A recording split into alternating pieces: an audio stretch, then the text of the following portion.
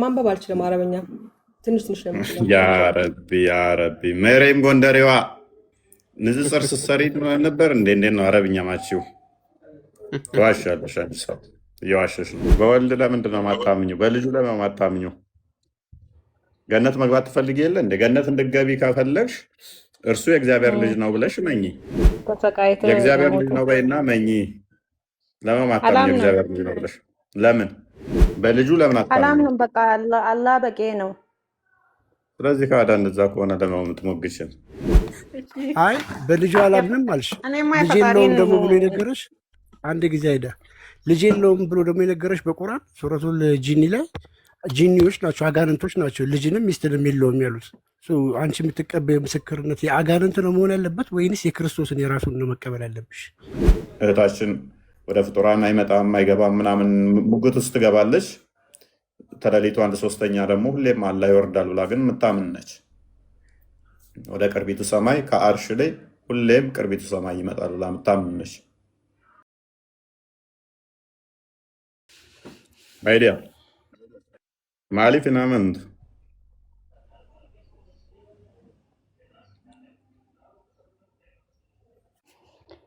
አለው በወልድ ለምንድን ነው ማታምኙ? በልጁ ለምን ማታምኙ? ገነት መግባት ትፈልጊ የለ እንደ ገነት እንድትገቢ ከፈለግሽ እርሱ የእግዚአብሔር ልጅ ነው ብለሽ መኝ። እሱ ምድር ላይ ለምንድን ነው እኔ ፈጣሪ ነኝ ብሎ ያልተናገረ? ሊሰቃይ ለእናንተ ብሎ ተነገርሽውን? ቆይ የእግዚአብሔር ልጅ ነው በይና መኝ። ለምን ማታምኙ? የእግዚአብሔር ልጅ ነው ብለሽ ለምን? አላህ ስላለ ነው። የሁሉም የእግዚአብሔርም የሁሉም የከልቁ ሁሉ ፈጣሪ የሰማይና ምድር አላህንማ የኢየሱስ ጌታ ኢየሱስ ነው የፈጠረው።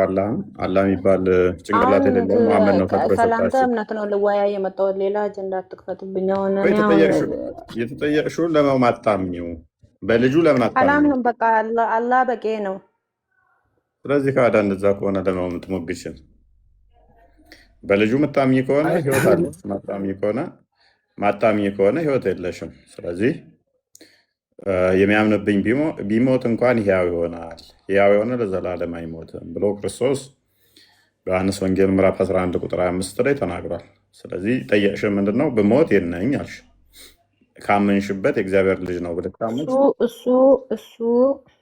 እሱ ፈጣሪ ነኝ ብሎ ለምንድን ነው ምድር ላይ ሲኖር ለምንድን ነው እሱ የላከኝ እያለ እኮ ነው እንደ ለህዝቡ እንትን የሚለው? አይዳ የክርስቶስን ንግግር ማመን አንዱ ፈጣሪ ነው እሱን የላከው። አይዳ የክርስቶስን ንግግር ማመን ይሻላል ወይስ የአጋንንትን ንግግር ማመን ይሻልሻል? እናንተ እኮ ችግራችሁ አይደለም። እንደዚህ ትሉና ጎግል ላይ ገባ ታረጉ። አይ በልጁ አላምንም አልሽ። ልጅ የለውም ደግሞ ብሎ የነገረሽ አንድ ጊዜ አይዳ ልጅ የለውም ብሎ ደግሞ የነገረሽ በቁርአን ሱረቱል ጂኒ ላይ ጂኒዎች ናቸው አጋንንቶች ናቸው ልጅንም ሚስትንም የለውም ያሉት። አንቺ የምትቀበየው ምስክርነት የአጋንንት ነው መሆን ያለበት ወይንስ የክርስቶስን የራሱን ነው መቀበል ያለብሽ? እስኪ አስቢው ለራስሽ ማለት ነው። እንዴት የአጋንንት ምስክር ተቀብለሽ አላምንም ትያለሽ? ራሱ ባለቤቱ የተናገረው ንግግር እያለ ያ ምንድን ነው የአጋንንት ምስክር? አጋንንቶች ናቸው አላህ ልጅ የለውም ያሉት እኮ ጋኔኖች። አላህ ልጅ አያስፈልገውም እኮ አጋንንቶች ናቸው እኮ ያሉት። አጋንንቶች ናቸው ያሉት። የራሴን ጥያቄ እሺ መችሽ ግን አሁን ዲያቆን እፎይ ለምንድን መልስ መስጠት ተከነን ሚውት ያደረግከው? ቆይ መች ሚውት ተደረግሽ? እያወራሽ እኮ ነው። አይዳ እፎይ እኔ ልቀጥል መሰለኝ። ቡሳ አጠበቅኩ ከቻልክ። እሺ ያላ ቃል ፍጡር ነው ብለሽ አምጣሚው ወይስ ፍጡር አለ?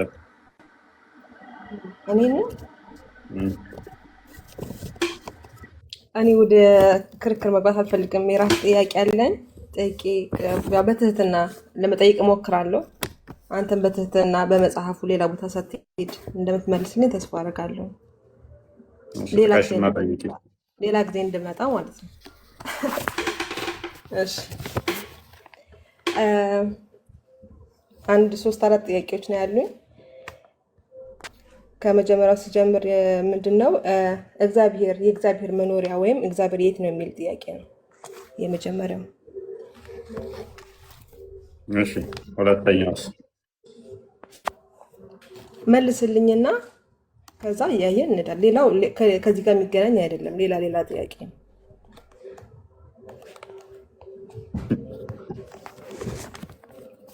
የእግዚአብሔር መኖሪያው የት ነው?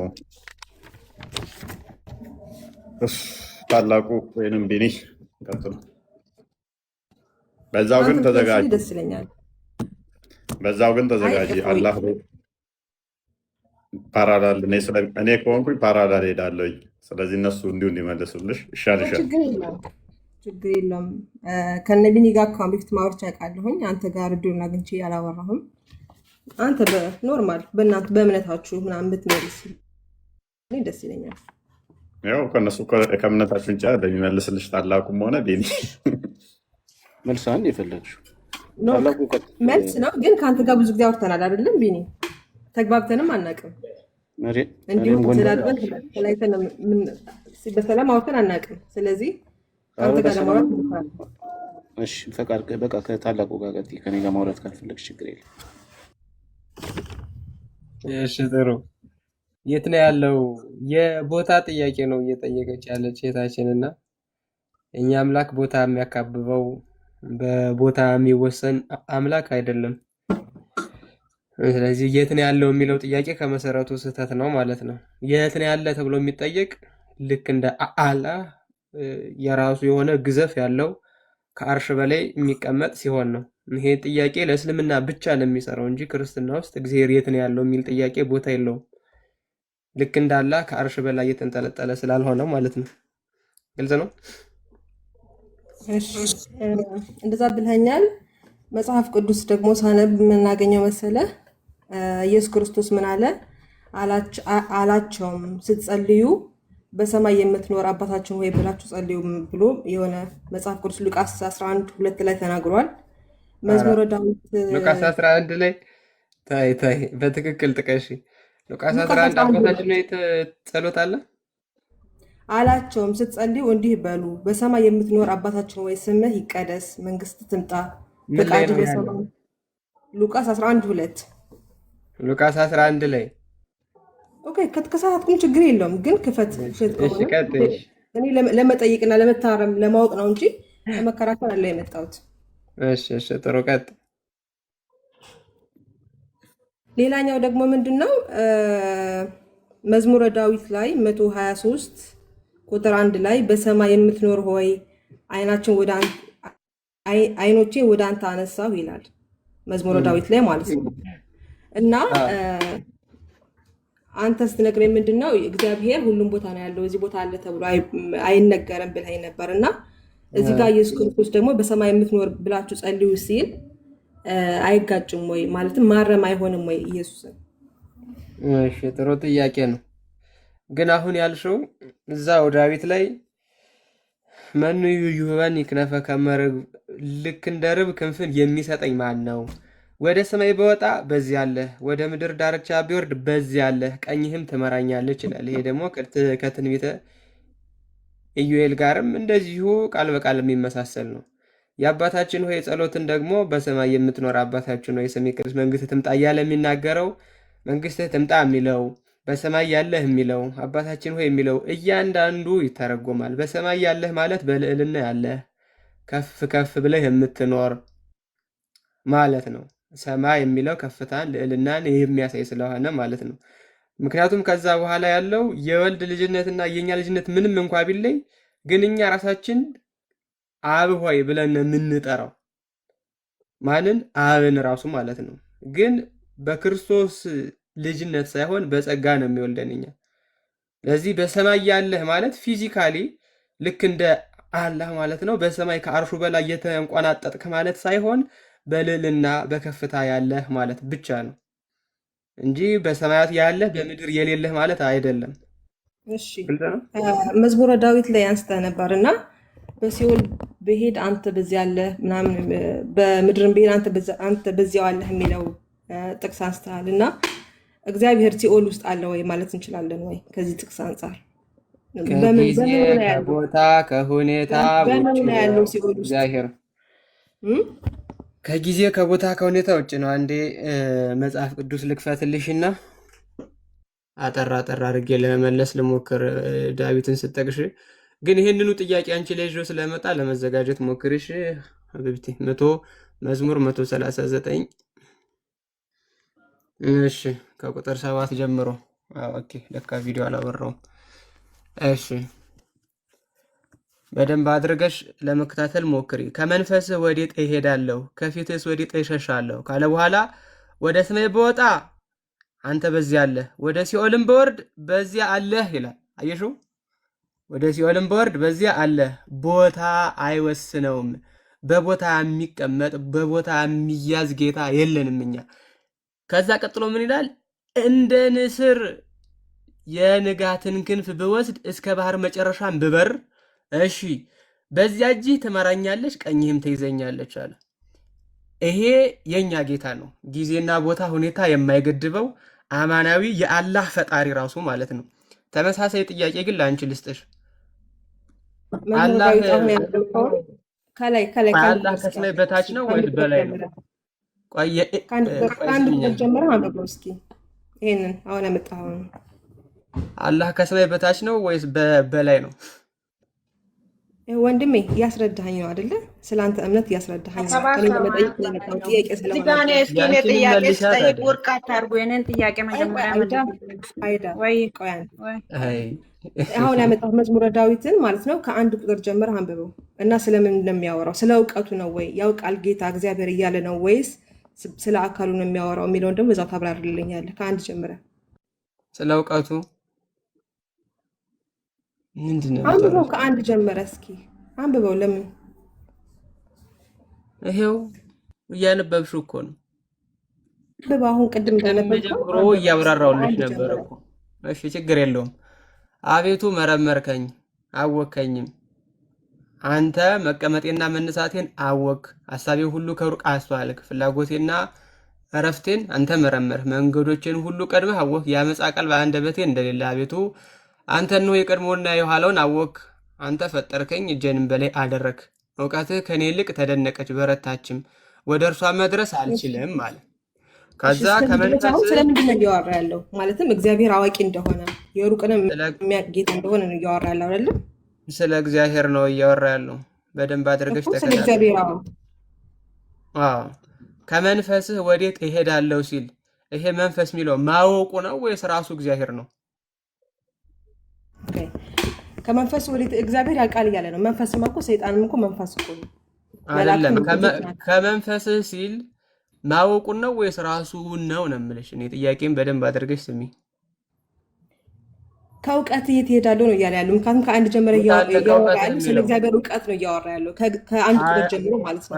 አንተ ሁሉንም ታውቃለህ፣ ሁሉ ነገር እያወራ ያለው። ያንማ 6 ላይ ጨረስሽ። 6 ላይ ጨረስሽ። 7 ላይ ሲመጣ ግን ምን እያለ ነው? ከእውቀትህ ነው የሚለው ወይስ ከመንፈስህ ነው የሚለው?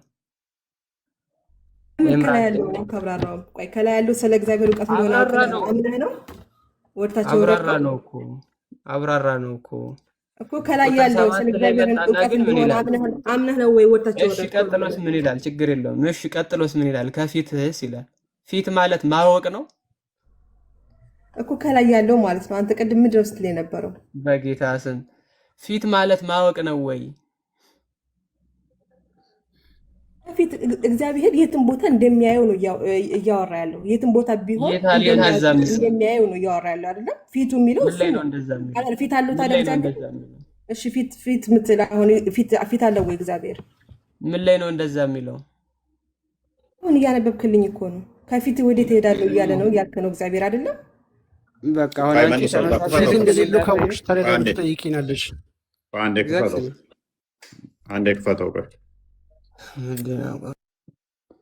አንዳንዴ ኢምራን በማስተዋል ተመሪ። እኛ የፈጣሪ ባህሪ ያለ አካል ይቆማል ብለን አናምንም። የእናንተን አርጉመንት እኛ ጋዛችሁ አትምጡ። ባህሪ ያለ አካል ይቆማል የሚል የትኛውም ሰዋስዋዊ የትኛውም አስተምሮም የለም። ባህሪ ሁሌም በአካል ነው የሚቆመው። እንደዛ የሚል አስተምሮ ታውቃለህ? ታላቁ ባህሪ ያለ አካል ኧረ የለም እንደዚህ አይነት ነገር። የእነሱ ግዘፍ አካል ባህሪ ስላለው ያናቸው ስለሚመጡ እኮ ነው። ያ ባህሪ ከአካል እየነጠሉ አርባዕቱ እንስሳት ምንድን ናቸው ታዲያ? እንደዛ ብለህ የምታምን ከሆነ አርባዕቱ እንስሳት ምንድን ነው አዳምጪ፣ ስማቸው? ተረጋጊ፣ ቆይ ተረጋጊ። እኛ ጋር ሁሉ ነገር ይተረጎማል። ስለዚህ አትሊስት መጽሐፍ ቅዱስን ስታነቡ ያልገባችሁ ካለ አንደኛ ጥቅሶችን ማገናኘት ሞክሩ። አንድ ጥቅስ ይዛችሁ አትሩጡ። ፕላስ ደግሞ ትርጓሜ አለ። እናንተ ጋር ተፍሲር እንደምትሉ ትርጓሜ አለ ያልገባሽ ካለ።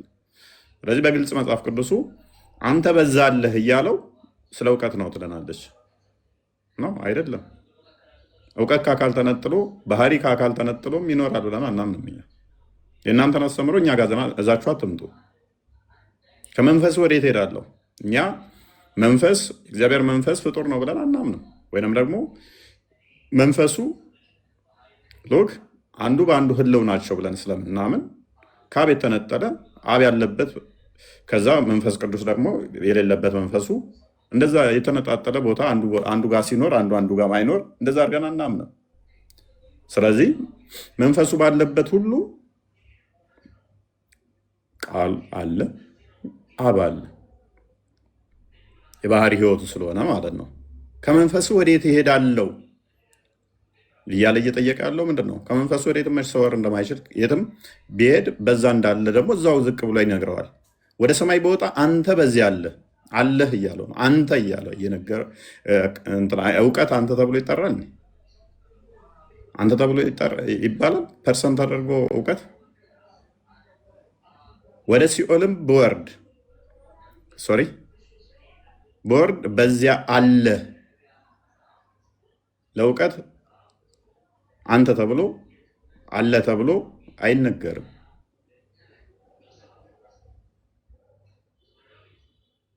ዝቅ አድርገው ስለ መንፈስ ቅዱስ አወራ፣ ስለ አብ አወራ።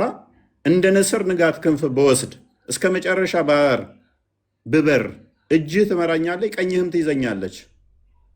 አካላዊ ቃል ማለት ነው። ወልድ ስለ ልጁ ደግሞ ተናገረ። ስለዚህ ባህሪ ከአካል ተነጥሎ ይኖራል ብለን አናምንም።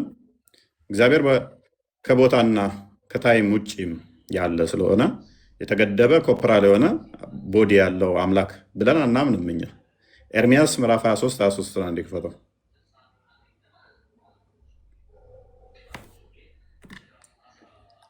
ይቅርታ፣ ከዛ ከመሄድ በፊት ማለት ነው መዝሙረ ዳዊት ላይ በሲኦልም በወርድ አንተ በዚህ ያለህ ሲል ስለ እውቀቱ አይደለም፣ እግዚአብሔር ስለሚያውቀው ስለሚያየው አይደለም ካልከኝ እዛ አለ ማለት እንችላለን ወይ እግዚአብሔርን ሲኦል ውስጥ የሚል ጥያቄ ማቅረቤ ነበር። እሺ፣ ማለትም በምኑ ነው ያለው? እዛ ውስጥ ሲኦል ውስጥ ያለው በምኑ ነው? እሺ፣ እንመልስልሻለን። የቅርብ አምላክ እንጂ የሩቅ አምላክ አይደለሁም።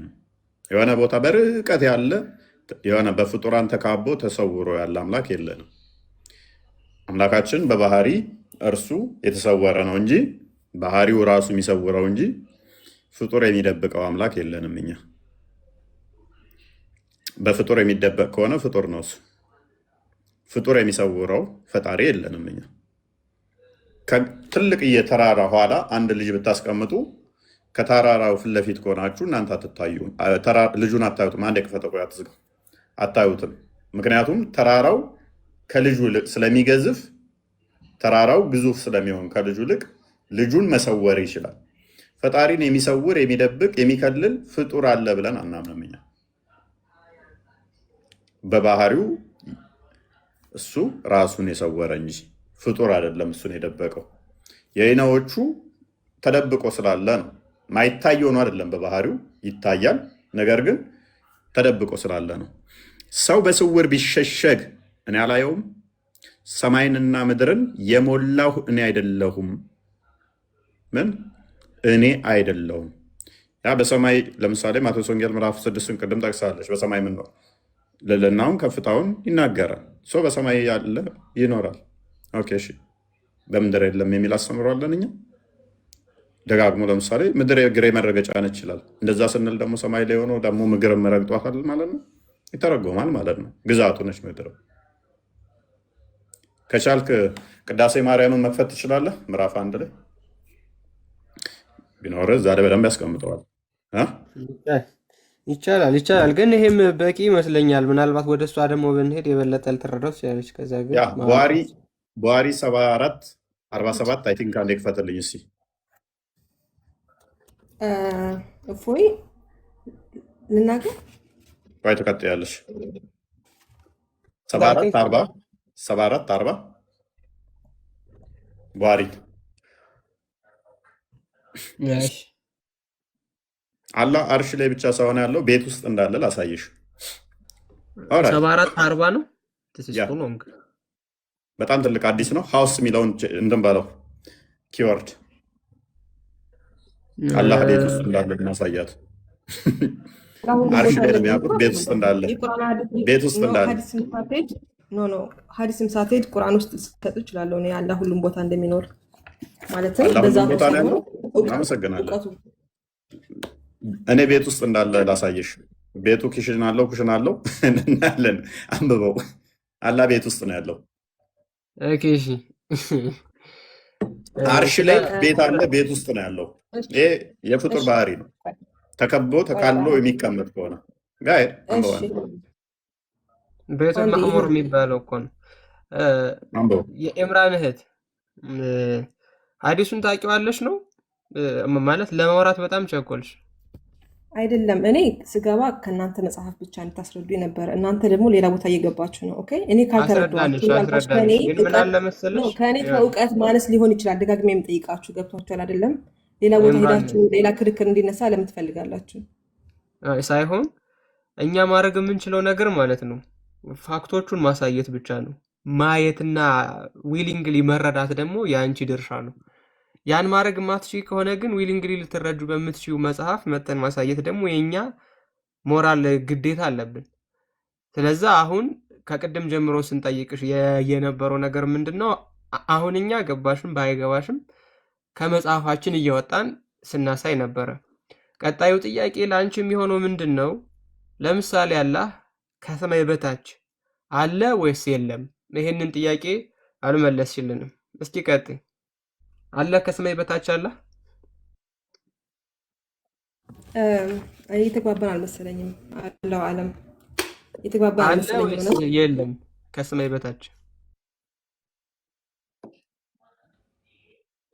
አላህ ሱብሓነሁ ወተዓላ በዛቱ ከአርሽ በላይ ነው ብዬ አምናለሁ። ነገር ግን እውቀቱ ሁሉም ቦታ ማምነው ገባ አይደለም? ከሰማይ በታች አሁን ለምሳሌ ይኸውልሽ፣ ቆይ አንዴ በደንብ ስሚኝ።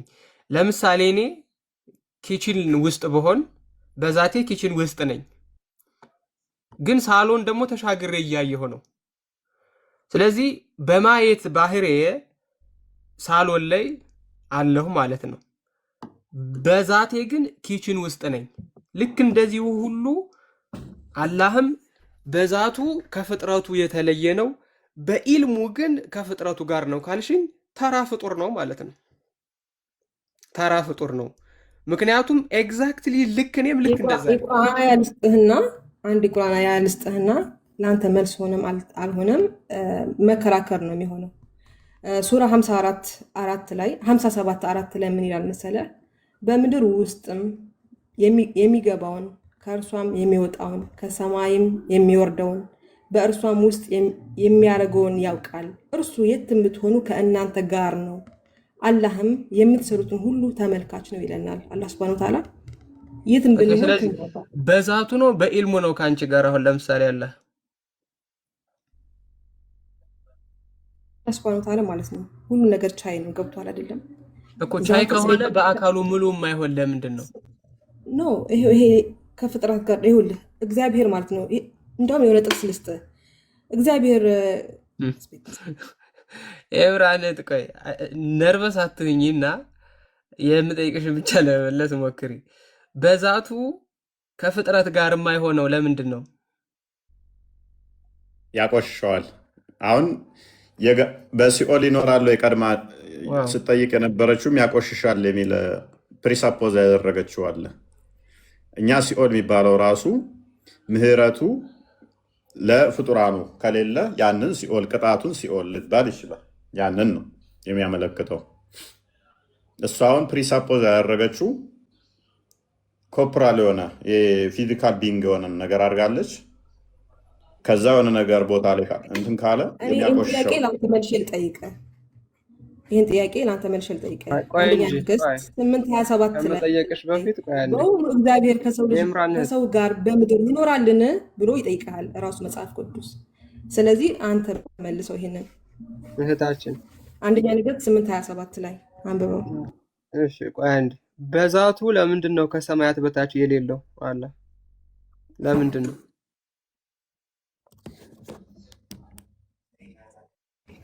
ይሄንን አላቅም ማለት እችላለሁ አይደለም። የማላውቀውን ነገር አላቅም ብዬ መመለስ እችላለሁ። በጣም ጥሩ። እሺ ቀለል ላድርግልሽ። በዛቱ የተወሰነ ቦታ ሆኖ ብዙ ቦታዎችን በሚቆጣጠር ሰውና በአላህ መካከል ያለው ልዩነት ምንድን ነው? ለምሳሌ ንጉሠ ነገሥት ካፒታል መኖሪያው ቤተ መንግስቱ የሆነ ከተማ ላይ ነው። የሚገዛው ግን በጣም ብዙ ሀገራትን ነው። ለምሳሌ አብይ አህመድን ብትወስጂ የሚኖረው 4 ኪሎ ነው። ኢትዮጵያን በሙሉ ግን ያስተዳድራል። ያ ማለት በኢትዮጵያ የሚደረገውን እያንዳንዱ ነገር ኢንተለጀንስ ሰዎቹ እየሄዱ ይነግሩታል። ይሄው እንዲህ ተደርጓል፣ በዚህ ከተማ እንዲህ ተደርጓል፣ በዚህ ከተማ እንዲህ ተደርጓል ብለው አሁን ያ ንጉስ በዛቱ አንዴ ለምሳሌ አይቀርብም። ምንም ምሳሌ ሊሆን አይችልም። አይዳ ጣልቃ ትግቢ ስርዓት አድርጊ። ስለዚህ አላህም ቢሆን ከ7ቱ ሰማያት በላይ በአርሽ ተቀምጦ በምድር የሚደረገውን ነገር መላኢካዎቹ እየሄዱ ልክ ሪፖርት የሚሰጡት ከሆነና በዛቱ ከፍጥረት ተለይቶ በኢልሙ በሁሉም የሚሞላ ከሆነ ከአንድ ፍጡር ምንድን ነው የሚለየው? እስኪ ቀጥሉ አብራር ውስጥ የኢምራን እህት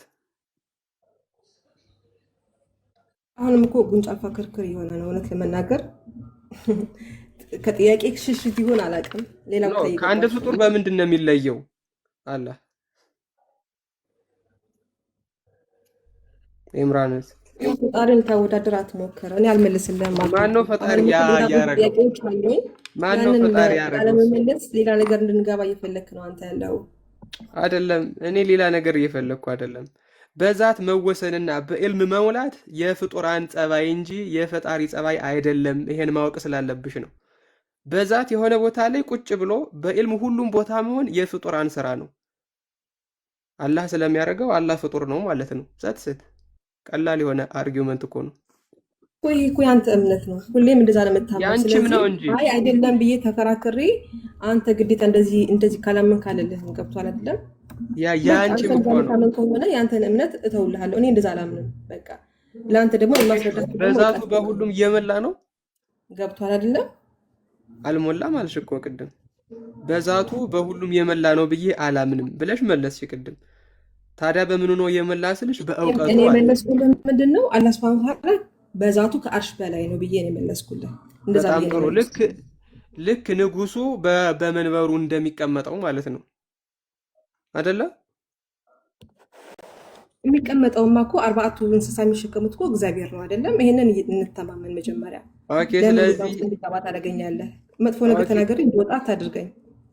ለምን መጥፎ ነገር ትናገሪያለሽ? ምን መጥፎ የሚያናገር ነገር ነው? እንደዛ ካልከኝ 4ቱ እንስሳ የሚባሉ አሉ አይደለም? እግዚአብሔር አንዱ የአንበሳ ፊት ያለው የንስር ፊት ያለው እግዚአብሔር ስለነሱ መልስልኝ መጀመሪያ።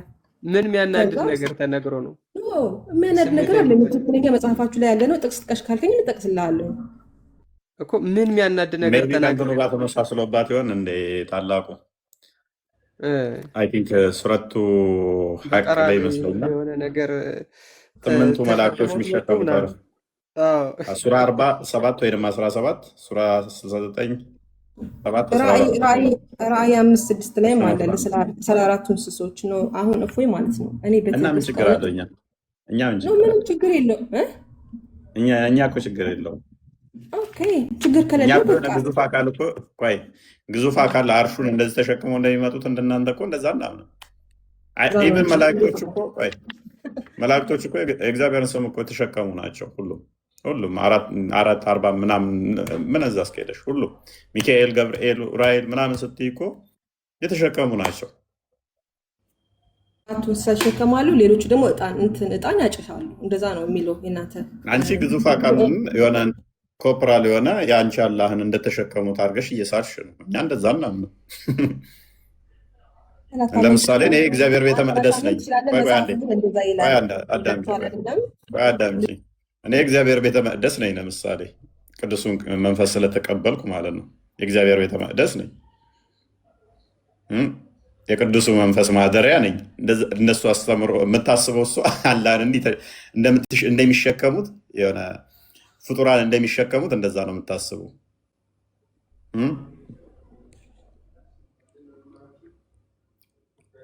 እንደዛ ነው እያሰብሽው ያለሽው። አላህን እንደዚህ ከብዷቸው በመጀመሪያ ላይ ተሸክመው ይከብዳቸዋል። እንደዛ እያሰብሽ ስለሆነ ነው። ስለዚህ አሁን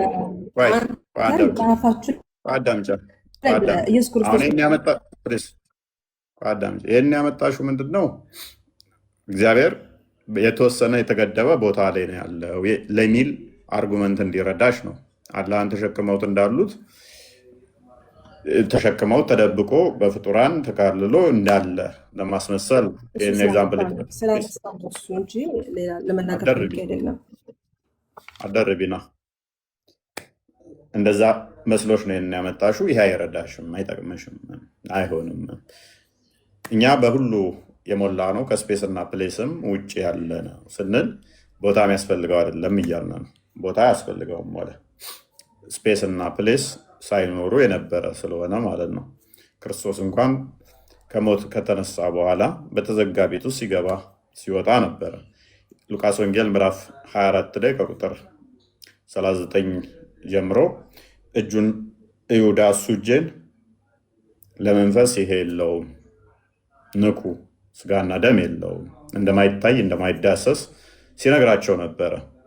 ቦዲ አይደለም ፈጣሪ፣ የሚታይ የሚመጣ የሚሄድ የሚነሳ የሚቆም እነኚህ እንዳለ የፍጡር ባህሪ ናቸው።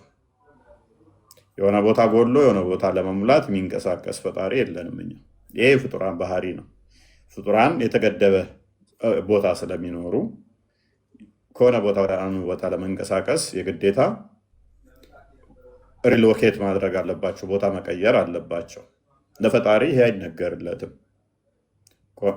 እኔ አሁን እህታችን ወደ ፍጡራን አይመጣም አይገባም ምናምን ሙግት ውስጥ ትገባለች። ተለሊቱ 1/3 ደግሞ ሁሌም አላህ ይወርዳል ብላ ግን የምታምን ነች። ወደ ቅርቢቱ ሰማይ ከአርሽ ላይ ሁሌም ቅርቢቱ ሰማይ ይመጣል ብላ የምታምን ነች።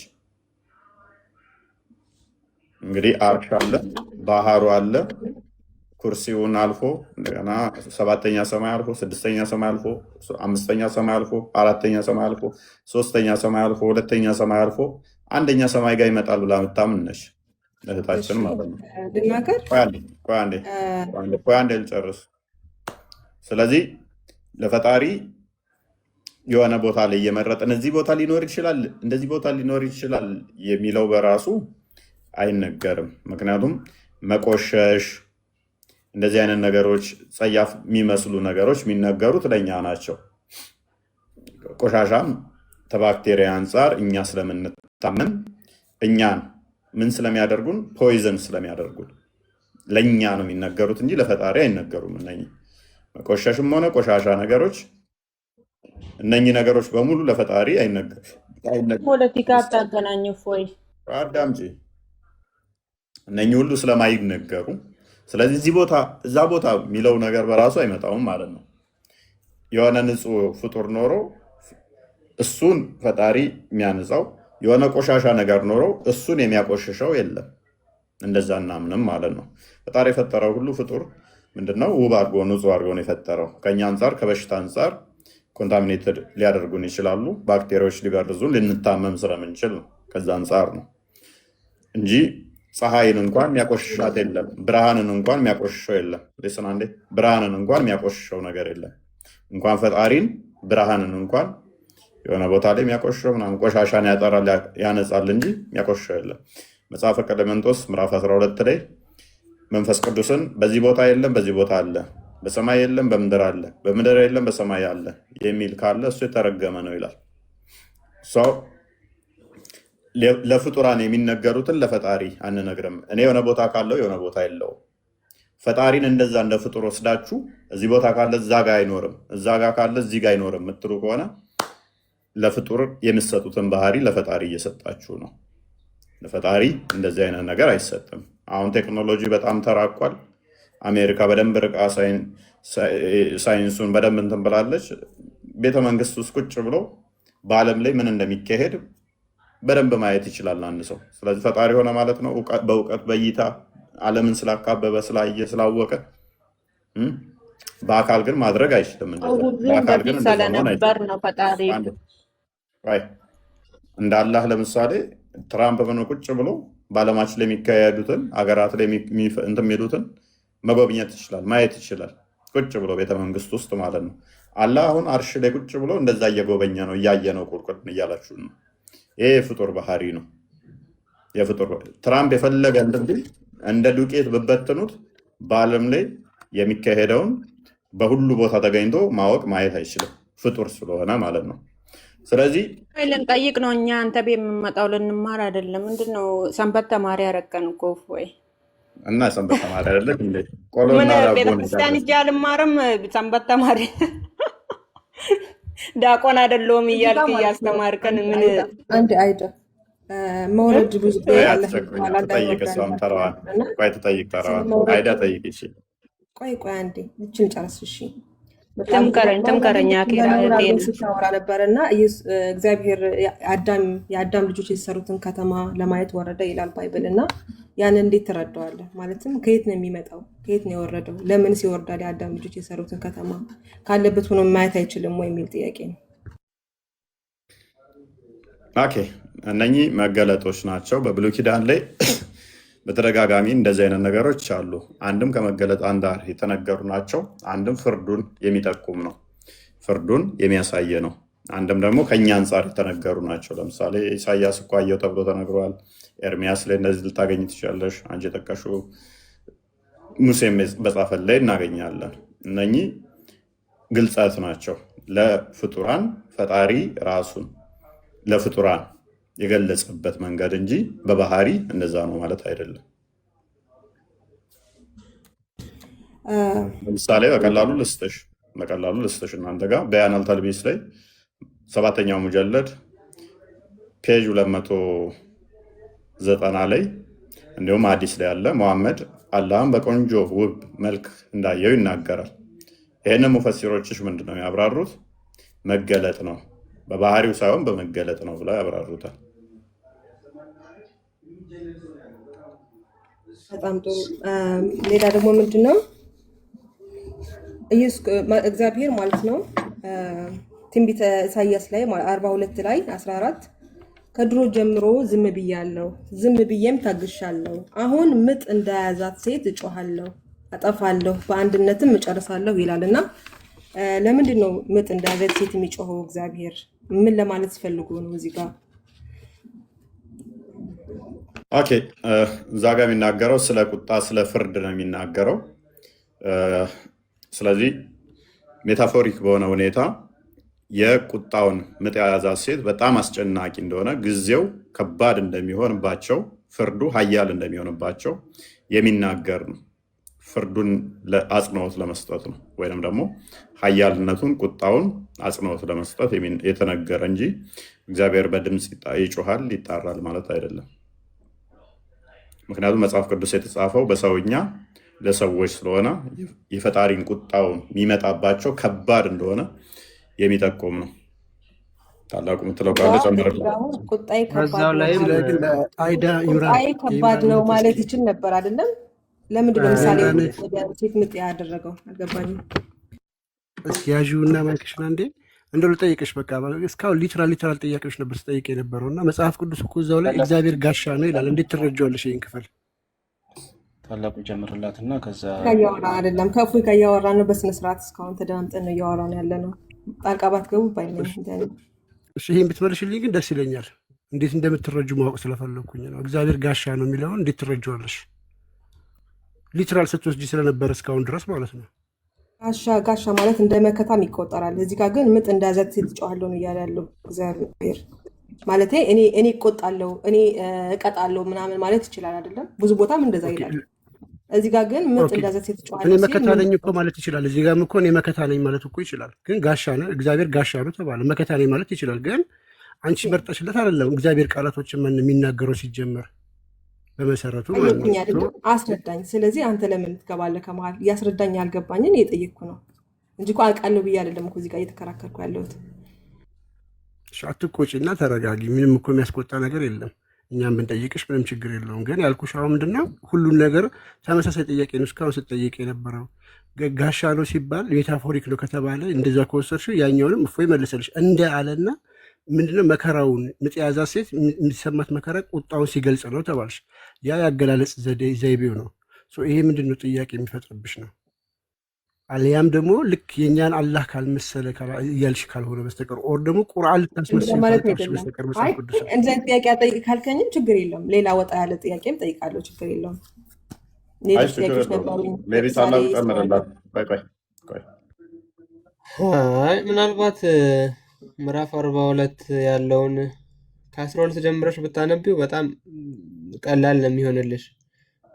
እግዚአብሔር እንደ ኃያል ይወጣል፣ እንደ ሰልፈኛም ቅንዓትን ያስነሳል፣ ይጮሃል፣ ድምፁንም ያሰማል፣ በጠላቶቹም ላይ ይበረታል ይላል። ከድሮ ዘመን ጀምሮ ዝም ብያለሁ፣ ዝም ብዬም ታግሻለሁ። አሁን ከላይ ምን እያለ ነበረ? ይጮሃል፣ ድምፁንም ያሰማል፣ በጠላቶቹም ላይ ይበረታል ብሏል። በደንብ አድርገሽ ተከታታይ። ከዛ በኋላ ነው ወደ ፍርድ የሚጣራው። ከድሮ ዘመን ጀምሮ ዝም ብያለሁ፣ ዝም ብዬም ታግሻለሁ። አሁን ምጥ እንደያዛት ሴት እጮሃለሁ። ምጥ እንደያዛት ማለት ሲጀምር ንጽጽር ነው። ለምሳሌ መሐመድ ልክ እንደ እፎይ ሰው ነው ማለት መሐመድ በቃ እፎይ ነው ማለት ነው አይደለም። ይሄ እንደሚለው ምኑን ነው የሚያሳየው? ንጽጽር ነው፣ ማሳያ ነው። ለዚህ በቃ እግዚአብሔር ዝምታውን የሰበረበትን እና ወደ ፍርድ የሚመጣበትን ያንን ጭንቀት እንደ ብሎ ነው የሚገልጸው፣ ማነጻጸሪያ ማለት ነው። ከዛ ቀጥሎ ምን ይላል? አጠፋለሁ በአንድነትም እጨርሳለሁ አለ። አጠፋለሁ በአንድነትም እጨርሳለሁ። ለዚህ ንጽጽር ለመሆኑ ከላይ ጀምሮ መጣ። ከቁጥር 13 ጀምረሽ ስትመለከት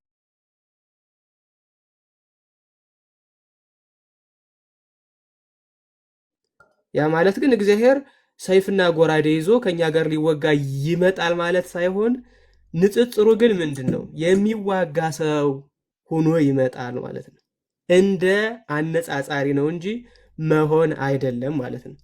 ግልጽ ሆኖልሻል አሁን የምራነት? አዎ እንደ መልስ እንደናንተ እንደ እምነታችሁ መልስ ተቀብያለሁ። ሌላ የመጨረሻ ጥያቄ የምለው ኢየሱስ የሚለው የስሙ ትርጉም ምንድን ነው? ኢየሱስ መድኃኒት ማለት ነው። ኦኬ መድኃኒት ከሆነ ከኢየሱስ ክርስቶስ ጋር ታስሮ የነበረው ወንበዴው ኢየሱስ ራሱ ሌላኛው ኢየሱስ እሱን መድኃኒት ነው ማለት እንችላለን? ደግሞ ማን ነው እሱ? እስቲ ያሳይን እንደዛ የሚል ማለት ሌላ ኢየሱስ አልነበረም ብለህ ነው የምታምነው አንተ? የተሰቀለ ኢየሱስ እስኪ አሳይን። ትንቢት የተነገረለት ትንቢት የተነገረለት ከድንግል የሚወለድ መድኃኒት ተብሎ የሚጠበቅ ማን? ስለ ኢየሱስ ስለሚለው ስም ነው ያወራን አይደለም? ኢየሱስ ስፔሲፊካሊ ያወራን። እሺ ቀጥላለሁ። ትንቢተ ኢሳይያስን አሁን ስትጠቅሰው ስለነበረ እንደው በጣም ይገርም ነው። ስለዚህ አይደለም ጭራሽ ከኢየሱስ ክርስቶስ ጋር ታስሮ ስለነበረ ላሳይሽ ስለሆነ ነው። አንዴ ቆይ ላሳይሽ ነው። እንትን አትቸኩይሽ። ስለ ማዳን እና ወዘተርፈ እያወራን ስላለን እሱንም በዛው እንዲያሳይሽ ስለፈለግኩኝ ነው። በኦሪት ትንቢተ ሆሴዕ ምዕራፍ 10 ላይ ትንቢተ ኢሳይያስ ምዕራፍ 44 ላይ ለምሳሌ እኔ እግዚአብሔር አምላክ መድኃኒት ነኝ እያለ ይናገራል። መድኃኒት ማለት ሆሼ ማለት ነው። ሆሼ የሚያድን መድኃኒት ማለት ነው። ኢየሱስ የሚለው የግሪክ ቃል ነው። መጀመሪያ በእናት ቋንቋው የሽዋ ነው። የሽዋ ማለት የሆሽዋ ነው። የሆሽዋ ማለት ደግሞ ያህዌ መድኃኒት ነው ማለት ነው። ያህዌ መድኃኒት ለመሆኑ በብሉይ ኪዳን ጥቅሶችን ላሳይሽ ይችላሉ። የሸዋ የሚለው በእናት ቋንቋ ማለት ነው። ወደ ግሪክ ሲሄድ ኢየሱስ ብሎ መጣ። እኛ ደግሞ ከግሪኩ ስለሆነ ወንጌልም እየተጻፈው የሐዲስ ኪዳን ቋንቋ ዋናው ግሪክ ስለሆነ ኢየሱስ የሚለውን ቀጥታ ከግሪኩ ይዘነው መጣን። በአረማይክ ብትሄጂ የሸዋ ነው። በአረብኛ ብትሄጂ የሱዕ አልመሲህ ነው። የሱዕ ማለት የሸዋ የሚለው ሰ ተደርጎ ማለት ነው። ለዚያው ስሙ ቀጥታ ቢተረጎም ያህዌ መድኃኒት ነው ማለት ነው። የሆሸዋ ነው። ሸዋ ማለት መድኃኒት ነው። የሆዋ ደግሞ የነቢያት ሁሉ አምላክ ነው። ስለዚህ የሆሸዋ ወይም ያህዌ መድኃኒት ነው ማለት ነው። ቀጥታ ስሙ ትርጉሙ ግልጽ ከሆነልሽ የስሙን ትርጉም ስለሆነ እየጠየቅሽ ማለት ነው። ይሄንን ሊያዝልሽና ቆይ አንዴ የኢምራን እህት አላህ ማለት ምን ማለት ነው? የስሙ ትርጉም እኔ የስሙን የኢየሱስ ክርስቶስ የኢየሱስን ስም ጠየቅሁና ትርጉሙ ስትነግረኝ ከኢየሱስ ክርስቶስ ጋር ታስሮ የነበረው ሌላኛው ኢየሱስ አዳኝ ነው ማለት እንችላለን ወይ? ሌላኛውን ስሙን ትርጉሙን ብቻ ስለያዘ የታሰረውን ኢየሱስ አሳይን። ማስረጃሽ ምንድን ነው? የለም ብለህ ነው የምታምነው? አለ ብለህ ነው የምታምነው?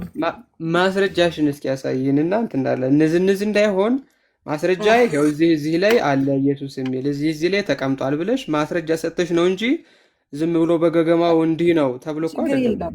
አንተ የምታምነው ከኢየሱስ ክርስቶስ ጋር ሌላ ኢየሱስ ታስሮ ነበር ብለህ ታምናለህ? አታምንም? ጥያቄ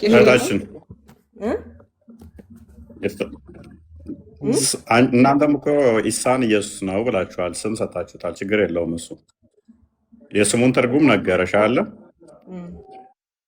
ስለዚህ ዛሬ አንድ ሰው ተነስቶ ኢየሱስ ነኝ ስላለ እሱ ያድናል ማለት አይደለም። አንቺ ልታመጭ የፈለግሽውን አይ ነው። አሁን ወደ እንትኑ ትንቢት ተነግሮለት ያድናል ተብሎ የተወለደ ከዛ ከኢየሱስ ውጭ አለ ወይ? አድኖም ያሳየን። ይሄ በራስሽም እኮ መሲህ የተቀባ የሚለው አዳኝ ማለት ነው አይደል? አንቺም እኔ ስለ ኢየሱስ ነበር እያወራ የነበርኩት። መሲህ ለሚለው ሳይሆን ስለ ኢየሱስ የሚለው ትርጉም ነው እንጂ መሲህ ስለሚለው አይደለም የጠየኳችሁ። በጣም ጥሩ። አሁን ቆይ መሲህ የሚለው መድኃኒት ማለት ነው ብለሽ ነው የምታምኘው በእናንተ ትምህርት? አይ መሲህ ማለት የሚዳብስ የተቀባ ምናምን እንደሚለው ማለት ነው። የተቀባ ይኸውልህ መሲህ ማለት መሳሐ ከሚለው ዳበሰ ከሚለው የመጣ አረብኛ ቃል ነው ብዬ ነው የማምነው። ያው ብዙ ቃል ላይኖረኝ ይችላል። አይደለም፣ መሲህ ማለት መሳሐ ከሚለው የመጣ አይደለም። መሸኸ የተቀባ ቅቡእ ማለት ነው። መሲህ መሸኸ ነው። በሂብሪውም በአረብኛም በምኑም ብትሄጂ የተቀባ ቅቡእ ማለት ነው እንጂ ምንድን ነው የዳበሰው? ሲጀመርስ ቢሆን ምን ዳብሶ ነው የዳበሰ? አይነ ስውራኖችን ይፈውስ ነበር። ስለዳበሰ ነው። ይኸውልህ አሁን ሌላ ቦታ ወደ ቁርአን ልትገባ ነው እኮ። ተግባብተናል መሰላል። ጥያቄን ግን አግኝታችሁታል? ምን ለማለት ጥያቄሽንማ በቃ ባጭሩ ልመልስልሽ። ምንም እንኳን ሌላው ነገር ክርስቶስ የሚለው ወይም ኢየሱስ የሚለው ስም ትርጓሜው በደንብ ከገባሽ እሱ ራሱ ክርስቶስ ራሱ ማለት ነው ስለ ሐሰተኛ ኢየሱሶች አስጠንቅቆናል። ወቅወሙ ለገብርተ እኪት ሐሰተኞችን ነቢያት ተጠንቀቁባቸው፣ በላያቸው በግ ውስጣቸው ግን ነጣቂ ተኩላ ሆነው ይመጣሉ። ሐሰተኛ ኢየሱሶች፣ ሐሰተኛ ክርስቶሶች ይመጣሉ። ስሙን መያዙ ብቻ ኢየሱስ አያደርገውም። ራሱ መድኃኒታችን ክርስቶስ ይሄንን በደንብ አድርጎ በማቴዎስ ወንጌል በተለይ ምዕራፍ 4 ላይ ብትና አድርጎ ነግሮናል። የሐሰት ኢየሱሶች ይመጣሉ ብሎ ያ ማለት ስሙን የሚወስዱ ስሙን የሚነጥቁ አሉ። ያ ማለት ግን እነሱ ራሳቸው ኢየሱስ ሆኗል ማለት አይደለም። አሁን እኔ እኮ ቅድም እንዲገባሽ ጠይቄሽ ነበረ። ለምሳሌ በእስልምና ከኢሳ ውጭ መሲህ የሚባል ነብይ አለ? የምራነት ኢሳ ነቢይ ራሱ ኢሳ ብቻ ነው ያለው በእስልምና ከጠየቀ። መሲህ የሚባል ነው። ጥያቄን በደንብ ስሚኝ። መሲህ የሚባል ከኢሳ ውጭ ሌላ ነብይ አለ ወይ? አላሁ አለም አላውቅም። መሲህ የሚል ቅጽል ያለው ነቢይ አላሁ አለም አላውቅም። የለም አይደለም። አላሁ አለም ሳይሆን የለም። አላህ ምኑን ነው የሚያውቀው? የለም። ለምንድን ነው የሌለው? ምክንያቱም መሲህ ማለት ምንድን ነው ብለሻል? የሚዳብስ ነው ብለሻል። ታዲያ የሚዳብስ ማለት ከሆነ መሲህ ማለት ነቢያቱ ሳይፈውሱ ቀርተው ነው የሚዳብሱ የማይባሉት? የኢምራን እህት አሁን ኢብራሂም አለይሂ ሰላም ራሱን ኢብራሂም ብቻም ሳይሆን ሌላ ቅጽል ስም አለው። ገብቷል አይደለም? ከአላህ ጋር መሲህ የሚለውን ስም ነው የምልሽ እኔ። መሲህ የሚለው ከኢሳ ውጪ ለየትኛው ነብይ ተሰጥቷል? ይኸውልህ ሊኖር ይችላል ላይኖር ይችላል። ይሄንን አላውቅም ብያለሁ አይደል? የለም። እሺ፣ ቀላል ጥያቄ ደግሞ ሌላ የአላህ ቃል የተባለ ነብይ አለ? ራሱ እኮ የአላህ ቃል እኮ አይደለም። ምንድነው በቃሉ ተፈጠረ እንጂ የአላህ ቃል አይደለም ሚል ነገር የለም። ችግር የለውም። የአላህ መንፈስ የተባለ ነብይ አለ? የአላህ መንፈስ አይደለም የተባለው በመንፈሱ ነው። አደም አለይሂ ሰላም በመንፈሱና በቃሉ ነው የተፈጠረው። ኢሳ አለይሂ ሰላም ጋር ምንም ልዩነት የላቸውም። የአደምና አፈጣጠር በጣም ነው እየዋሸሻለሽ። እኔ እንደዚያ ውሸት በጣም የሚያስጠላው የምር አልዋሸሁም። ቁርአን ላይም እኮ አለ ምሳሌያቸው አንድ የአደምና ኢሳ አፈጣጠር ብሎ የሚነገር አንቀጽም አለ። ውሸት በጣም የሚያስጠላኝ። ታማኝ አስተምሮትሽ ላይ ታማኝ። መንፈሱ አልተባለም ቃሉ አልተባለም እያልሽ እየሸመጠጥሽን ቢያንስ ሕፃን ላይ መሰልነሽ እንዴ? እሺ የት ላይ ነው መንፈሱ የሚለው? ማለት ሌላ ቦታ ልንገባ ነው። ግን በመንፈሴ ከመንፈሴ ከኔ ከሆነ መንፈስ የሚል አለ እንጂ ራሱ ዛቱ መንፈስ ነው የሚል አይደለም። ገብቷል? አደም አለይሂ ሰላም ከራሴ መንፈስ ፈጠርኩት ብሎ ይናገራል። አንድ በደንብ ለማዳመጥ ሞክሪ አንዳንዴ። እሺ ችግር የለውም ማዳመጥ ይጠቅማል እንጂ የሚጎዳ ነገር የለውም። እንደውም እንኳን ማነሳው ያላ ቃል ፍጡር አይደለም። ቅድም አንስተነዋል። በቂያማ ቀን ይመጣል ሊያማልድ። ስለዚህ ፍጡር ካልሆነ ያላ ቃል አንዱ ኢሳ ነው። ሊፈርድ ነው ኢሳ። አብረን እናንብ አለሽ አለው። ግን እኔ ስለጠየቀኝ ነው የመለስኩልህ እንጂ ወደ ክርክር ወደ አህለል ኪታብ ከሚለው እስኪ ጀምሪ እናንብልን፣ ወይም አማርኛውን ላድርግልሽና አብረን እናንበዋለን። ቀጥ እስኪ የኢምራን ቀጥ ያነብው አነባለሁ። ግን ትርጉም ያን ያህል ነኝ ለራሴ የሚሆን የለውም። አብረን እንተረጉመዋለን። ቀጥ ችግር የለም። አይ ወደ እስልምና ንጽጽር ልገባ አይደለም የመጣሁት። ችግር የለውም። አነብልን። ችግር የለውም። እንድታነቢው ብቻ ነው። ኢቅራ ቢስሚ ረቢከ ላ ኻሊቅ አልኢንሳን ሚን አለቅ ያለው ጅብሪል ትዝ አለኝ። አሁን እኔ ራሴ ወደ ጅብሪልነት ልቀየር ነው። አንብ ለምን እኔን እንዳለምፈልግ አማርኛው ካለ አማርኛውን አምጣውና ሁሉም ያንብቡ አይሻልም? ችግር የለውም። እናነባዋለን። እሺ አንብልን። ማንበብ አልችልም አረበኛ ትንሽ ነው። ያ ረቢ መሬም ጎንደሬዋ ንጽጽር ስትሰሪ ነበር እንዴ? እንዴት ነው አረብኛ ማችው? ዋሻለሽ አንቺ ሰው እየዋሸሽ ነው። ማንበብ ሳትችሉ ንጽጽር አሰሩም መቼም ነው። ፐርፌክት አይደለም እውነት አነባለሁኝ የተወሰነ ግን ፐርፌክት አይደለም። ስለዚህ ለምን እሰባብረዋለሁ? ለዛ ነው ጥያቄ ከመለሰችልኝ ጠይቃትና ልውጣ ስለሆነ እስካሁን ጠብቅ ያለው ዝም ስላልኩኝ ቅድም ኢሳ እየዳበሰ ስለሚምር ነው ብላለች እና እስቲ ቁርአን ላይ ኢሳ የቱ ጋር ነው ዳብሶ ወይ አይነ ስውሩን ያበራው? እስቲ ማስረጃ እስኪ። እና የቅድሙን በቃ በዛ ተስማምተናል ማለት ነው። ስለ ኢየሱስ ክርስቶስ ማለት ሌላኛው ኢየሱስ ክርስቶስ አዳኝ ነው ማለት ነው ብላችሁ ማለት ነው። መሬም አልሰማሽኝም? አልከኝ ቢኒ ቅድም ምን አልሽ? መሲ ማለት የሚዳብስ አይነ ስውርን ዳብሶ ያድናል አልሽ። ለዛ ነው እንደኔ ትርጉም እንደዛ ይመስለኛል ነበር ያልኩት። ግን አይነ ስውሮች እንደሚያበራ ቁርአን ላይ ተጽፏል። ገብቶሃል? ግን ስለትርጓሜው ግን አይነ ስውር ማብራት ብቻ ሳይሆን ስለዚህ ተሳስተሻለሽ። ስለዚህ እርግጠኛ አይደለሽም። መሳሐ ከሚለው የአረበኛ ቃል የመጣ ይመስለኛል። መሳሐ ማለት ደግሞ ዳበሰ ከሚል ነው የሚል ቃል ነው ብዬ ነበር። አይነ ስውሮችን እኮ ዳብሶ ስለሚያድን ነው እንደዛ የተባለው ብለሽ ነበር ቅድም እኮ። አሁን ደግሞ መሳሐ የሚለው ዳበሰ ከሚለው የመጣ ሲሆን አይነ ስውራኖች ደግሞ ስለሚዳብስ ስለነበረ በዛ ሊሆን ይችላል ነበር። የቱ ጋር ነው የዳበሰው? እሺ የቱ ጋር ነው የዳበሰው አይነ ስውራን? አንተ አይነ ስውራኖች ያበራል አያበራም? ኢየሱስ ክርስቶስ አይነ ስውራኖች ያበራ ነበር አያበራም? ስለ ኢየሱስ ነው መጽሐፍ ቅዱስ ላይ ነው ማብራሪያ ያለው የቁርአን የቁርአን ተፍሲር መጽሐፍ ቅዱስ ነው። ይኸውልህ ቁርአን ላይ ችግር የለም እንሰማት ትችላለህ። ግዴታ መስማማት እኮ የለብንም አይደለም። እንደዛ ይቻላል። አረብኛውንም አታበለሻሸው። መሳሐ ምናምን የሚል እንደው አንድ የአረብኛ ሊቅ አታመጭ። መሳሐለ ምናምን ሊሆን ይችላል እኮ አልኩኝ እኮ እኔ እኮ ይችላል ታላቁ የኡስታዟ መጽሐፍ ነው። በነገራችን ላይ ኖ ልክ ነው ልክ ነኝ ብያለሁ። ሀሳብ አይደለም በነገራችን ላይ አይ እዚህ ጋር እንተማመንና የጻፈውንም ኡስታዝ እናውቀዋለን። የምታነቢው መጽሐፍ እኔ ስለማንም ኡስታዝ አይደለም የማወራው ስለ ራሴ። አይ መጽሐፍ ላይ ነው የተጻፈው። መሲህ የሚለው የመጣው ብሎ የጻፈልሽ ኡስታዝ አለ፣ መጽሐፉ አለ፣ እናውቀዋለን። ስለሌላ ሰው አታውራ። እዚህ ጋር ነው ያለሁኝ እኔ ደግሞ ምን ያህል ተሳሳተ ግን እያየሽ ነው። እኔ ደግሞ አይደለም ያወራሁት አይደለም። ምን ያህል ስህተት እንደሆነ እንድትረጅ ብቻ ነው የምንፈልገው። ገብቶሻል? የኢምራን እህት ሶሪ፣ መጽሐፉ የምታነቢው እኛ ፊት ሲመጣ እንግዲህ እያየሽ ነው አይደለ? ምንም ቫልዩ ለስ የሆነ ነገር ነው፣ ውሸት ነው እያልንሽ ነው። እንደዛ ብለህ እኮ ማመን ትችላለህ፣ ችግር የለውም። ያንተ እምነት ስለሆነ ችግር የለውም። እና አሁን የመጨረሻ ጥያቄ በቃ ለወጣ ነው፣ ብዙ አቆየኋችሁ። ትንቢተ ኢሳያስ የኢምራን ለወጣ ነው እያልሽ 10 ጥያቄ ጠይቀሽ በቃ ወይም አራኮ ሊወርድ ነው። እኔ ጥያቄን ሳልጠይቅ ቆይ እስኪ አንዴችን አነብልን። አይዳ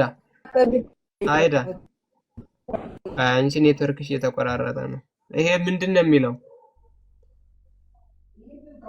የኢምራን እህት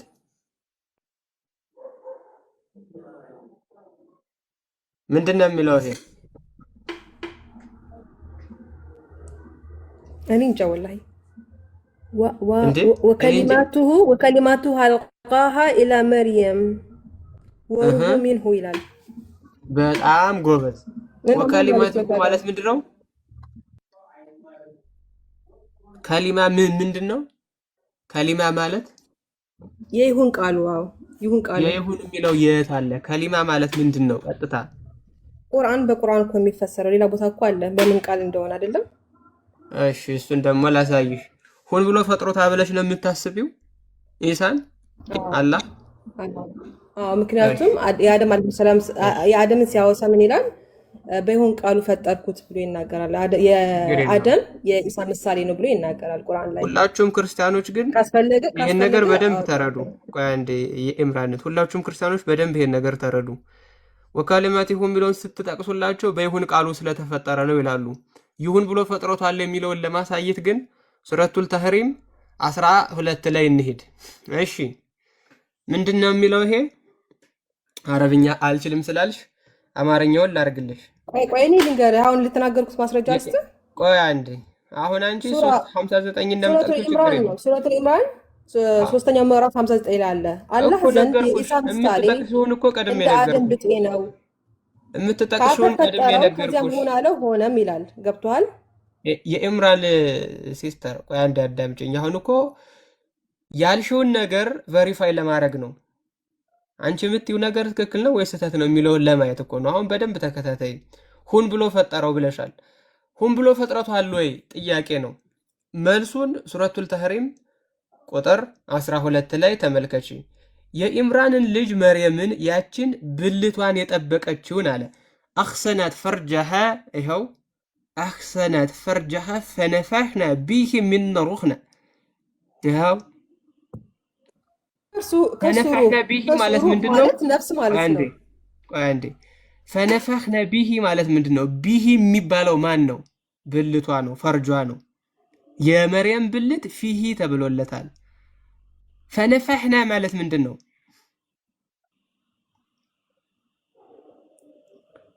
ፈነፋሕና ማለት ምንድን ነው? ነፋን ማለትም ማን ነው የሚነፋው? እዚህ ጋር ማን ነው የሚነፋው? መልአኩ ጅብሪል ነፍስ ዘራባት ማለት ነው። በሌላ ጅብሪል ፈጣሪ ነው። ጅብሪል ፈጣሪ ነው። ተመስገን።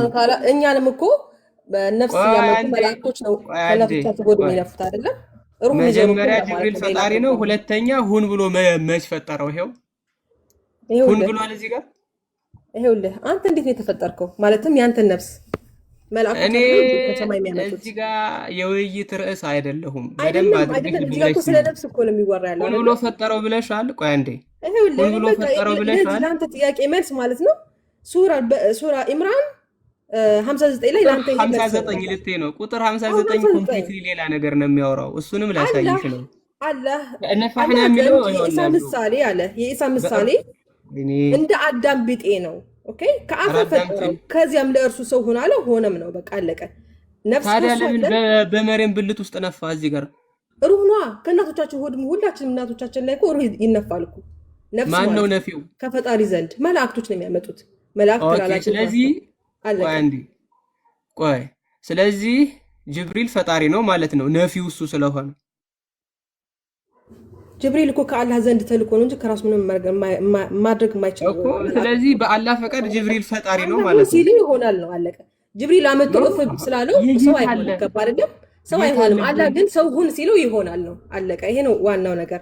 አሁን ይመስለኛል በቃ ጥያቄ እንዳልጨረስ ፈልጋችሁ መሰለኝ። ምን ያን ከባድ ጥያቄ አይደለም የጠየኩት፣ በጣም ቀላል ጥያቄ ነው። ግን ለምን እንደምትሰራው ምክንያቱኝ እባክሽ መረም ምንም ከጠየቅሽ ምንም እንትን የለውም እኮ ዝም ብለሽ ነው ሰዓት የገደልሽው። ቀላል ጥያቄ ነው የጠየኳችሁ ያለሁት፣ ግን ትሸሻላችሁ። አይዳ ትቀጥል።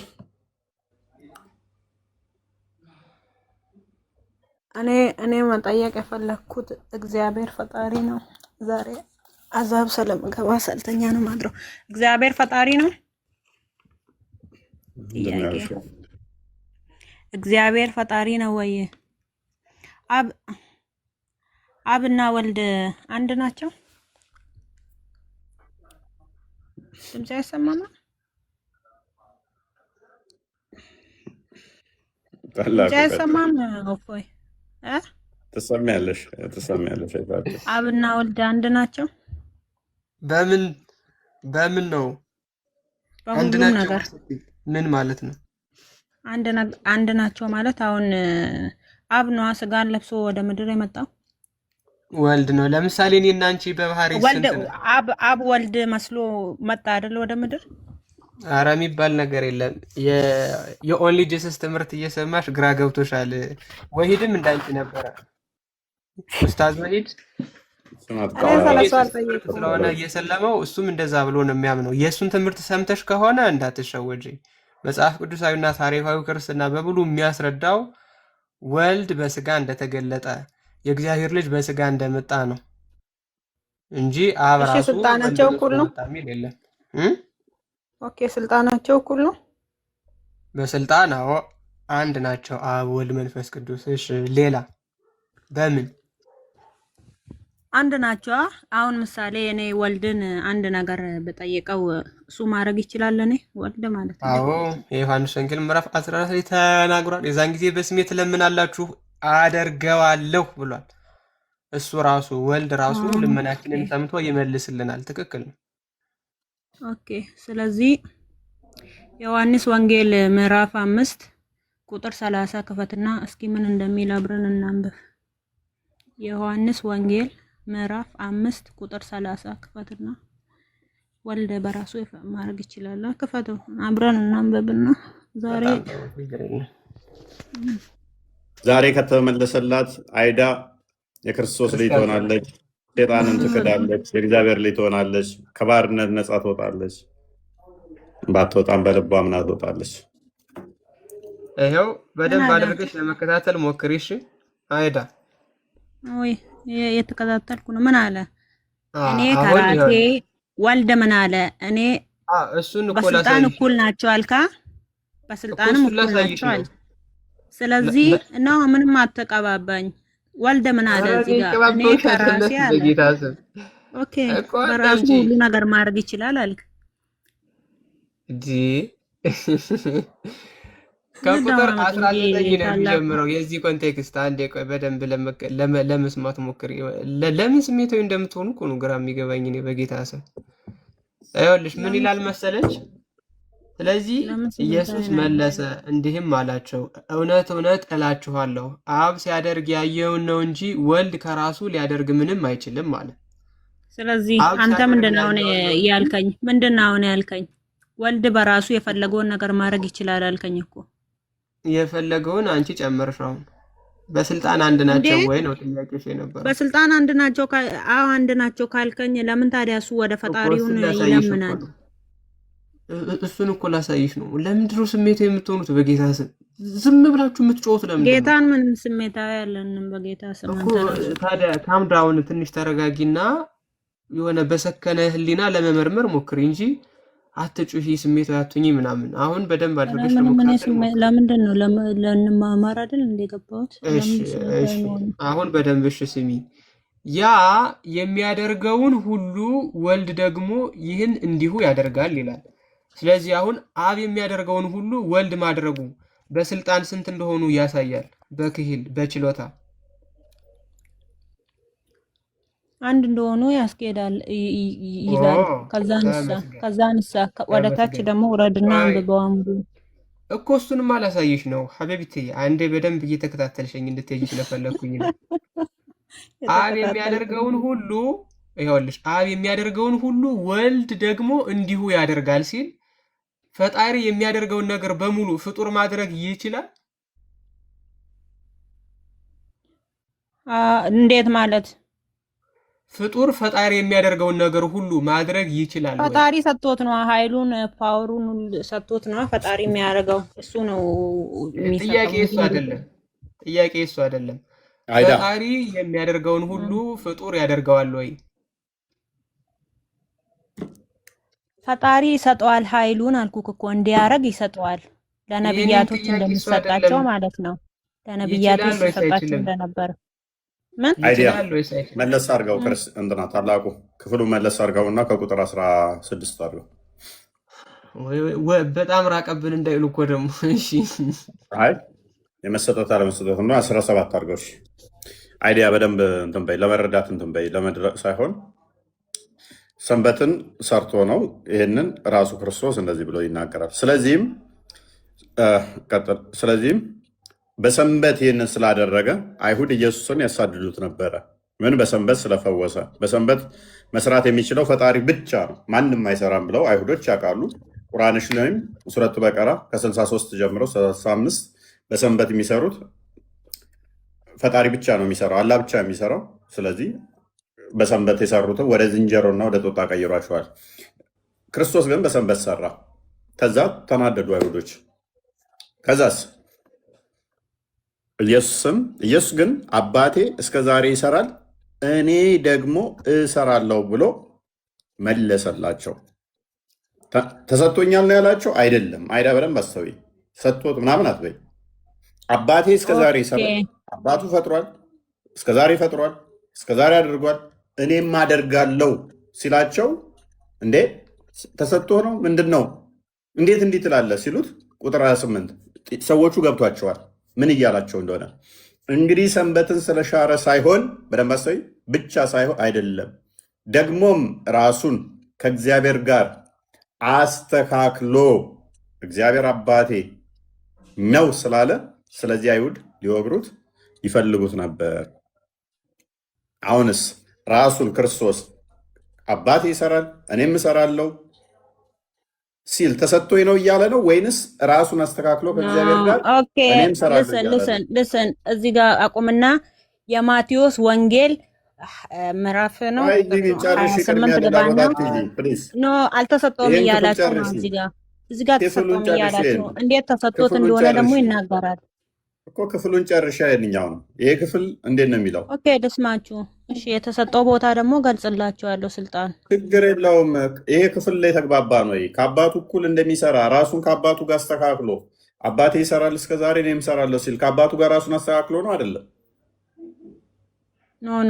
ኖ ሌላ ቦታ ደግሞ ስልጣን ተሰጥቶኝ ነው አለ እኮ እዚህ ጋር ይበቃ ነው። ምክንያቱም እያንዳንዱ አውድ አለው። ሌላ ቦታ ከሆነ ትጠይቂያለሽ ተባልሽ። ከአውዱ ውጭ ክፍሉ ላይ ታማኝ ካልሆናችሁ ሌላ ቦታ ላይ ለምን ጨቃጨቀው? እዛም ሄደሽ ስትጠይቂ ምላሽ ይሰጥሻል። ለዛሬ ይብቃን። ደህና ደሩ። 7 ሰዓት ሊሆን ይበቃናል። ያደከመን 4 ሰዓት ተቀመጥ። አይበቃል። በቃ ለማንኛውም ይበቃናል። ኖርማል። አይ በቃ ነገ ነኝ። አይ ነገ ድሉን ስለማላገኝ ነው ለመጠየቅ ያክል ነው። ለአንተ ነው ለአንተ ኖርማል፣ ከባይብል ውጭ ሳይሆን ሌላ ነገ ነኝ። ይበቃል። ሰዓት እንትናል። ኤኒዌይስ ኮንክሉድ እናድርገው። በደንብ አስተውሉ። ዛሬ የተነጋገርንበት የተማማርንበት ዛሬ አይዲያ ይበቃል። ነገ ላይ ቁጥር ጽፋለ። ዛሬ የተማማርነው ምንድነው? እሱ ቁርአን ያላ ቃል ነው። ያላ ቃል ፍጡር አይደለም። ያ ያላ ቃል ደግሞ በቂያማ ቀን እንደ ግሪሳ ይመጣል። ደግሞም ለሰዎቹ ያወራቸዋል። ደግሞም ከአላህ ጋር ያማልድላቸዋል። ስለዚህ ያላ ቃል ፍጡር ካልሆነ ቁርአን ያላ ቃል ከሆነ ከአላህ ጋርም ማውራት ችሎታ ካለው ለሰዎቹ የሚያማልድ ከሆነ ፍጡር ካልሆነ ስንት ፍጡር ያልሆነ አለ የሚል ነበረ። ምላሽ አላገኘንበትም፣ አልተመለሰበትም፣ መቼም አይመለስም። ይሄ አስቀድሞ ኃይለኛ ሽኩቻ ያለበት ቶፒክ ነው። ተዝላዎቹ ደናደሩ አመሰግናለሁ። ለዚህ ደግሞ ማንም መልስ የለው ምናምን ላልከው ምናልባት ውይይት ከኢምራን ጋር ተመሻችሁላችሁ መልስ መቼም የለውም። እንደዛ ለማለት ሊኖረው አይችልም። ተወያይተህ ከኢምራን ጋር ባለፈውም ስንጠብቅ ነበር እና ምንድነው እዚሁ ቁጭ ብለሽ አሁን አንቺም ደግሞ ልዋሽ ነው እንዴ? ሂድና አስተምሩት። እሱን ከጥሮ ነው ይማር። እንደሱ አይነቱ ቃል ዲቤት ጠርቶታል። አቅም ካለው ቃልን ዲቤቱን ይቀበል። ስለዚህ በዚህ አጋጣሚ እኔ ዲቤት ጠርቼዋለሁ ከአንዴም ሁለት ሶስቴ። ጥሪውና ከኔ ጋር ሊወያይ ይችላል። አይ መጀመሪያ በለማስተውሉ መልካም። አንድ ቆይ ፕሊስ፣ ቴሌግራም ግቢና አጥቤ ጨምቄው የዛሬ 2 ዓመት ኡስታዞችሽ ያለቀሱበታል። ልክ እሱን ዘንድሮ አጥቤ ጨምቄው ኡስታዞችሽ እንዳለቀሱ የዛሬ 2 ዓመት ላይም አሰደብከን ለምን አላቅም እንትናን ይዘሽ እና ኢምራንን ካልሽ እኔን ከአቦ ሀይደር ጋር አዘጋጅልኝ መጀመሪያ። ስለዚህ ምንድነው እሱ የአላህ ቃሉ ቁርአን እንደሚያማልድ ተመልክተናል። ፍጡር እንዳልሆነ ተመልክተናል። ስራው ነው እንደዚህ ነው ምናምን ሊሉ ይሞክራሉ። ሽታውም የለም። ሙተዋቲር የሆነ ሀዲስ ነው። በብዙ ቦታ የመጣ ነው። የሚመጣው ቃሉ ነው፣ ራሱ ቁርአን ነው የሚመጣው። በዚህም መሰረት ያላ ቃል መናገር መማለድ የሚችል ከሆነ ወደፊት ደግሞ ሰው ሆኖ የገረጣ ሰው ሆኖ የሚመጣ ከሆነ ሙስሊሞች ስንት ፍጡር ያልሆነ አካል እንደሚያመልኩ አያውቁትም። አክቹዋሊ ገና እጅና እግሩንም ገጣጥመው አልጨረሱም። የተገጣጠመ ይሆን አይሆን አላወቁትም። እንግዲህ ጌታ ይድረስላቸው። ያልተገለጠውን አካል እያመለኩ ጋንም እንዳይገቡ ጸሎት አድርጉላቸው። ጌታ ይርዳቸው። የተገለጠው በስጋ የመጣው እሱ ወደ እውነት ሁሉ ይምራቸው። እኛንም በቤቱ ያጽናን። ለዛሬ ቢበቃ ነው ይመስላችኋል? አትወጡም ከቤት ተናደሩ። እኔ ልውጣ በቃ። ነበር እሱን መናገር እችላለሁ? ጠይቂ፣ ችግር የለው። ጥያቄ ስለፈጠረብኝ ነው። አብ፣ ወልድ፣ መንፈስ ቅዱስ እነዚህ ሶስቱም አምላክ ናቸው ወይንስ የሚለያያቸው ነገር ምንድን ነው? ኦኬ፣ ታላቁ የተወሰነ ትሉበታል። ብዙ እንዳይረዝም ብዬ ነው አጠር አድርጌ ብቻ ነው መረስልሽ። ነገ እንዲገባ ነገ መጥተሽ ማብራሪያ ጠይቃለሽ። እሺ፣ የሚለያዩት በአካል በስም በግብር ብቻ ነው። ግብር ስራ ማለት ነው። አብ ወልድን ወላጅ ብቻ ነው። ወልድ ከአብ ተወላጅ ብቻ ነው። መንፈስ ቅዱስም ሰራጺ ብቻ ነው፣ ወይም ህይወት ብቻ ነው። ከዚህ ውጪ በባህሪ ያ ማለት በስልጣን በመለኮት ሁሉ አንድ ናቸው። ይሄ ነው ማብራሪያው። በቢ ግልጽ ለማድረግ በኩነት በደንብ አስተውይ። በኩነት አስተምሮ ምን ብለን እናምናለን? እኛ አብ ልብ ብለን እናምናለን። ወልድ ስንል ቃል ብለን እናምናለን። መንፈስ ቅዱስ ስንል እስትንፋስ ወይም የባህሪ ህይወቱ ብለን እናምናለን። ስለዚህ አብ ወይንም ልብ ብለን የምንለው ቃል አለው። ያ የባህሪ ቃሉ የአብ ልጁ ነው ብለን እናምናለን። አካላዊ ነው ብለን እናምናለን። ቃሉን ወልድ ነው ብለን እናምናለን። በኋላ በስጋ የተገለጠው ክርስቶስ እሱ ስግው ቃሉ ነው። የአብ የባህሪ ቃሉ ነው ብለን እናምናለን። አምላካችን ሙት አይደለም፣ የባህሪ ህይወት አለው ብለን እናምናለን። ህይወቱን እስትንፋሱን መንፈስ ቅዱስ ብለን እናምናለን። ስለዚህ ሶስት አካል ስንል ከዚህ አንጻር ነው። ልቡን፣ ቃሉን፣ እስትንፋሱን አንዱ ከአንዱ ተነጣጥለው ሶስት እንደዚህ ቁጭ ቁጭ ያሉ እንደዛ ብለን አናምንም። አንዱ በአንዱ ህልው ናቸው ብለን እናምናለን። አንዲት ስልጣን፣ አንዲት ፍቃድ፣ አንዲት አገዛዝ አለች ብለን እናምናለን። በደንብ አስተውይ። አብ ወልድ አይደለም፣ አብ መንፈስ ቅዱስ አይደለም ተብሎ አይጠሩም። አይደለም። ቃልም አብ አይደለም፣ ቃልም ምን አይደለም፣ መንፈስ ቅዱስ አይደለም። ሶስቱም የራሳቸው ስም አላቸው ማለት ነው። አንዱ አንዱን አይደለም በአካል ማለት ነው። አንዲት ፍቃድ፣ አንዲት ስልጣን፣ አንዲት አገዛዝ ግን አለቻቸው። አንዱ ከአንዱ የተለየ ፍቃድ ያላቸው፣ አንዱ ከአንዱ የተለየ ስልጣን ያላቸው አይደለም። አመሰግናለሁ። እሺ፣ ጥያቄ ያለሽ እዚህ ላይ ሌላ? አይ የለኝም። ዛሬ ነበር ጥያቄ ነበር ደራሲ። እሺ፣ በርቺ።